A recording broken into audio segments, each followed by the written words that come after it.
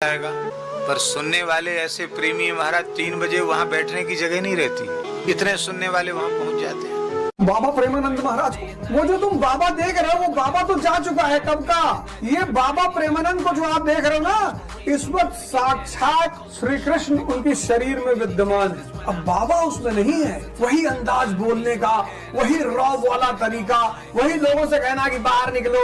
वो जो डॉक्टर ने कहा था कि बाबा आज से 17 साल पहले कि बाबा तुम 2.5-2 साल और रहोगे, तो बाबा तो 2.5 साल बाद चले गए। इस देश में ऐसी बड़ी घटनाएं घटी हैं, जिसको मौका मिले जाके साक्षात कृष्ण का दर्शन कर ले बाबा प्रेमानंद के रूप में वृंदावन में। वृंदावन के एक महापुरुष, सुनने जैसे महापुरुष है, नाम पर बहुत बोलते हैं, गजब, मुझे बहुत अच्छा।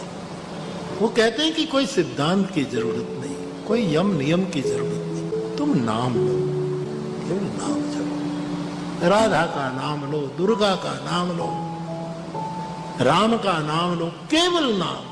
वो कहते हैं कि एक घड़ी मानी 24 मिनट, 24 घंटों में केवल 24 मिनट तुम्हारे जो इष्ट देव उसका नाम लो। भाव जगे न जगे कोई चिंता नहीं, इससे मोक्ष मिले, धंधा ठीक से चले, रोग मुक्ति हो, ये सब सोचना बंद कर दो। वर्तमान जीवन में तुम्हें शांति मिलेगी।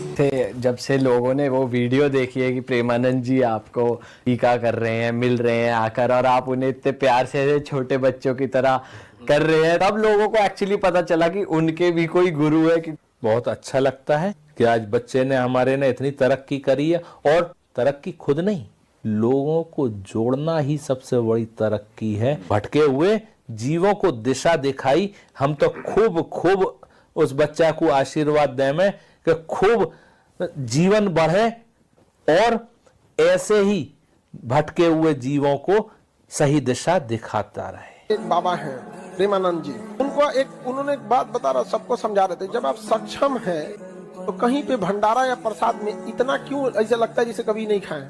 उनका समझाना गलत नहीं था। 5 दिन के 1 दिन हुमाच के खा जाओ, वो किसके लिए आप बताओ? असहाय लोग के लिए। यहाँ पे वृंदावन के एक अद्भुत संत हैं श्री प्रेमानंद बाबा, उनकी किडनी दोनों खराब हो गई, तो लोगों ने कहा कि आप ये निकलवा कर दूसरी डाल लो। कई भक्तों ने कहा हम अपनी दे देते हैं। उनकी वाणी सुनकर के आपके रोंगटे खड़े हो जाएंगे। वो हाथ जोड़कर बोले, देखो भाई, हम अपनी किडनी नहीं निकालेंगे। अरे बाबा मर जाओगे। बोले जो श्री जी को करना होगा, कल होता हो आज हो जाए।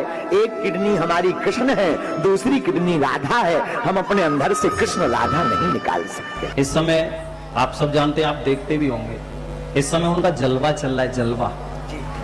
और हमारे देखो, हम तो उनको प्रेमानंद बाबा को हमारे वृंदावन में रहते हैं वो, इसलिए हम एक तरह से उनको इस वक्त सनातन के भीष्म पितामह की श्रेणी देते हैं इस समय। और राधा रानी की विशेष कृपा है उन पे। कृपा तो देखो सब पे होती है राधा रानी की, उन पे विशेष क्यों है? कृपा तो हम पे भी है राधा रानी की, आप सब पे भी है, लेकिन उन पर विशेष क्यों है? उन पर विशेष इसलिए है कि उनका एक नियम मुझे बहुत प्रिय लगता है, जो राधा रानी की वजह से ही है। क्या? वो वृंदावन को छोड़ के नहीं जाते कहीं।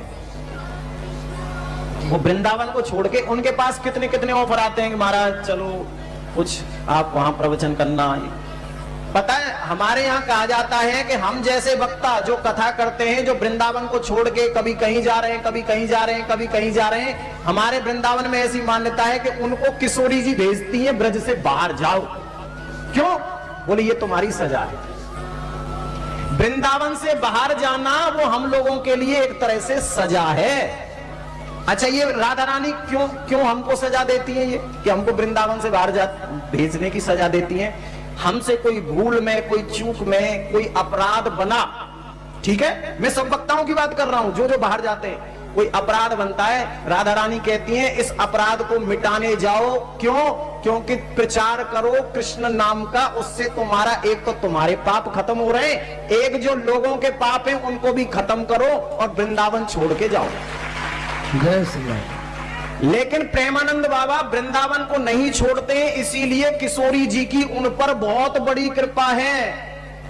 तुम्हें पता है, बिरले ही संत ऐसे होते हैं जो ब्रज को छोड़ के नहीं जाते।